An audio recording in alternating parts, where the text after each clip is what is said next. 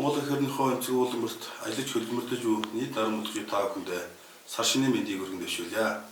Өдөр нь удаж буй 2022 он маань бид бүхний хувьд амжилт үтэл улалт амжилт дүүрэн сайхан жил болж өнгөрлөө.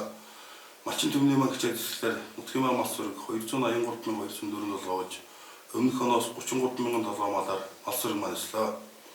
Малчин төмний маань хөлбөмбөж зүтгэхийг төлөөс үнэлж Усан авар малчин нэг Алтан төлөний эзнийг аймгийн авар малчин 6, Сумын авар малчин 20 төрж бид бүхэн алдар цуудлаараа игнэгээд хийсэн ийм сайхан он жил болж өнгөрлөө. 2022 онд Сумын маань түүхэн 70 жилийн нөө төхөж, Сумын түүхэн 70 жилийн нөө ард түмнийхээ дэмжлэгтэй эв нэгдэлтэйгээр ёсол зөвлөлөөр сайхан дэмжлэн өнгөрүүлсэн Сумын засаглагын хувьд нийт бүх хүмүүсүүдэд баярлаж талархаж байгааг илэрхийлье. Түүхэн нөө гүгтэж Усын төсвийн хөрөнгө оруулалт, аймгийн төсвийн хөрөнгө оруулалтаар бид бүхэн Суморноос нийт шаардлагатай хөрөнгө оруулалт бүтээн байгуулалтын аялыг хийж чадлаа. Усын төсвийн хөрөнгө оруулалт 4.9 тэрбум төгрөгөөр 640 хүүхдийн сургуулийн барилга баригдаж ашиглалтанд орлоо. Мөн Улсын төсвийн 850 сая төгрөг хөрөнгө оруулалтаар Сумын эрүүл мэндийн төвийн барилга өргөгдөлт маань баригдаж Сумын иргэд маань эрүүл мэндийн үйлчилгээ авах боломж олгосон бүрдэн ажиллаа. Мөн Хужирт баригад, Улаозур баригадын малчин иргэд маань нийтлийн Unitel компани хөрөнгө оруулалтаар 4 жил сүжээн хамрагдаж иргэд маань дэлхийн эмзэг ууламбарт байгаа хүмүүсүүдтэйгээ холбогдох юм их боломж бүрдлээ. Мөн нөгөө гөгтөж эрүүл мэндийн төв цагдаагийн хэсэг Сумын засгийн хамгийн газрын автомашины парк шинжилтийг Усыг хурлын гишүүдийн дэмжлэгтэйгээр шийдэж чадлаа.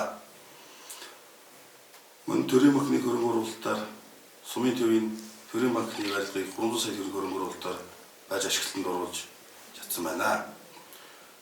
Усын төсвийн хөрөнгө оруулалт 200 сая төгрөгөөр Сумын гэр хорооллын инженерийн шугамын эдвцийн зургийг хийлгэж чадлаа.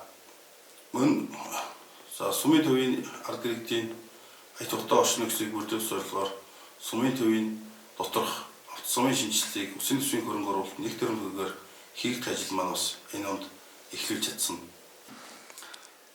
Мөн ерөнхийдөө улс төрийн сургуулийн 100 хүүхдийн доктор байрны барилгын ажлыг 2.8 тэрбум төгрөгийн хөрөнгө оруулалтаар ажлыг нь эхлүүлсэн ийм ололт амжилттай сайхан жил болж өнгөрлөө. Ирж буй 2023 онд бид бүхэн ололт амжилттай баттгсан сайхан жил болно гэдэгт итгэл дүүрэн байна. Их орныхоо өнцөг ууламбарт тархан сууж хөлбөмбөрлөж буй нийт наран мөдөж та бүхэндээ сар шинийн мэндийг өргөн дэвшүүлж сар шиндээ сайхан жилхийг хүсье өрөөё.